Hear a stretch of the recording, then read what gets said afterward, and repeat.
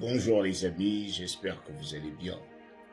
Les amis, il y a souvent un point important, une qualité importante qu'on oublie, que nous les garçons oublions souvent lorsqu'on regarde une femme, lorsqu'on veut voir si nous avons affaire à une bonne femme.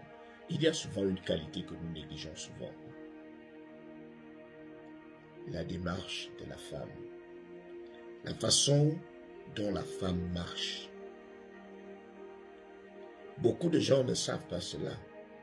Beaucoup de gens ne savent pas que la façon dont une personne marche montre déjà l'esprit qu'elle porte en elle. Montre déjà la façon dont le cerveau fonctionne, votre démarche. Je me rappelle lorsque j'étais jeune, je vivais avec ma grand-mère et j'avais commencé à côtoyer les femmes. Et comme on avait 3 maisons, nous avions la maison des garçons, la maison des filles, la maison de maman. Et nous avions la cuisine.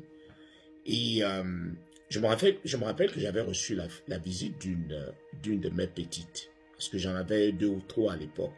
J'étais un coureur de jupons, je l'avoue. Et une d'entre elles était venue, celle que j'aimais bien. Elle vient me rendre visite. Et elle est passée par la grande cour. Maman, depuis la cuisine, a réussi à la voir, à l'observer, à la voir marcher.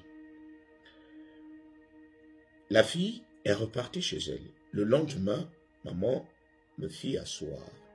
Elle me dit, Yannick, reste un peu là. Qui est la fille que j'ai vue hier? Elle est qui pour toi? C'est une amie ou bien...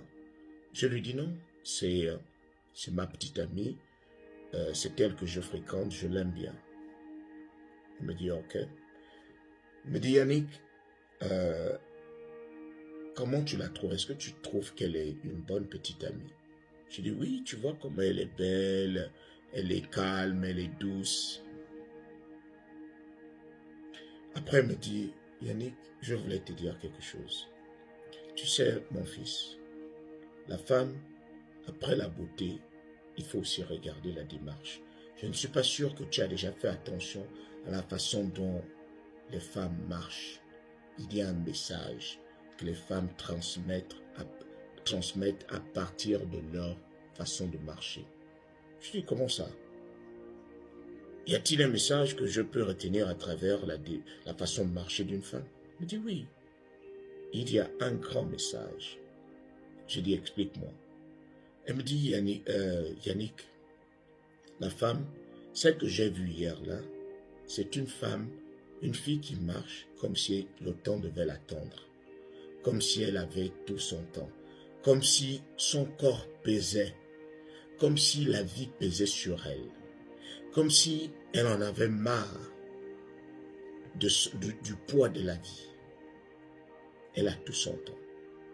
Me dit Yannick, la femme, lorsqu'elle est nonchalante comme ça, ce genre de femme a souvent du mal à réaliser des projets parce que elle se dit qu'elle a tout le temps.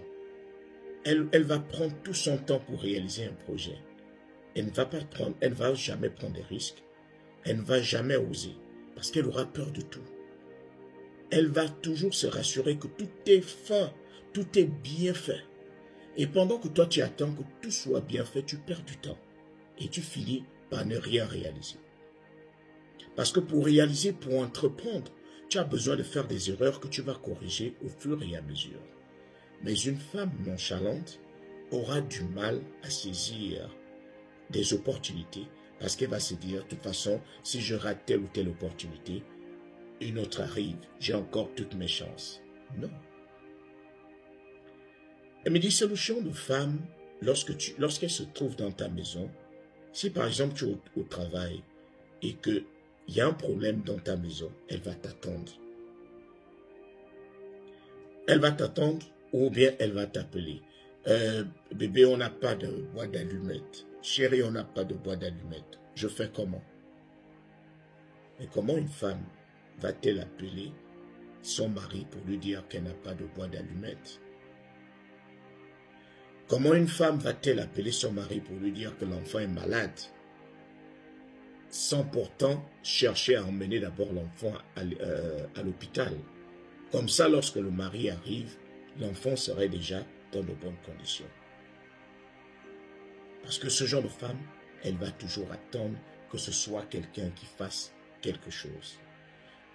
Ma grand-mère me prit 2 exemples de mamans du quartier. Elle me dit, regarde telle maman. Elle cite le nom. J'observe la maman. Elle me dit, regarde comment elle marche. Compare sa démarche à l'autre dame. Elle cite un autre nom d'une autre femme. Elle me dit, regarde leur démarche. Comment tu peux comparer leur façon de marcher? Je dis, celle-là marche lentement.